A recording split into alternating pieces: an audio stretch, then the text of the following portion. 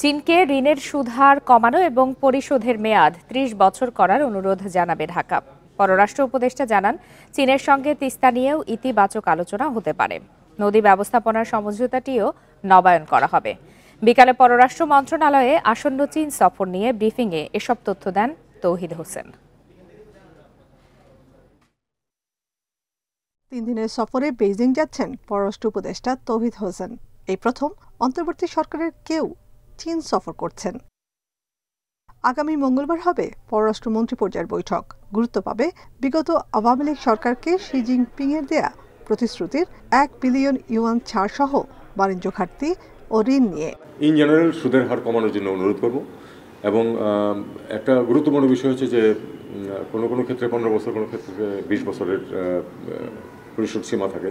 আমরা চেষ্টা করবো এটাকে সবগুলিকে 30 বছরে নিয়ে যেতে, যাতে করে আমাদের অর্থনীতির উপর চাপ কম আসে এবং পরিশোধ অনেক সহজ হয়। আর যেটা বললাম যে আমরা কমিটমেন্ট ফিটা যাতে পুরোপুরি তুলে দেওয়া যায় সে চেষ্টা করব।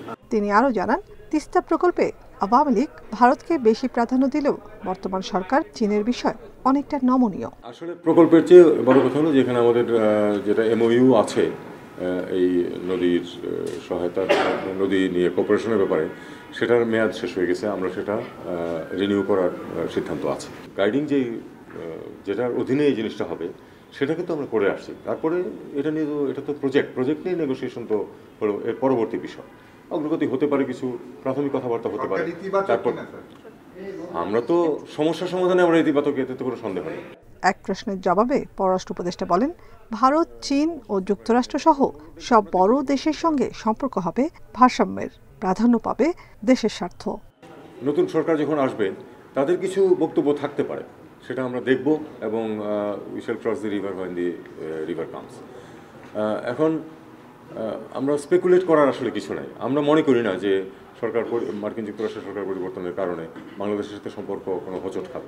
রোহিঙ্গা সংকট ও চীন নেতৃত্বাধীন জোট জিডিআই নিয়েও আলোচনা হবে বলে জানান উপদেষ্টা। পারস্পরিক চাওয়া পাওয়া। নাফিজাতুল্লাহ, ইন্ডিপেন্ডেন্ট নিউজ, ঢাকা।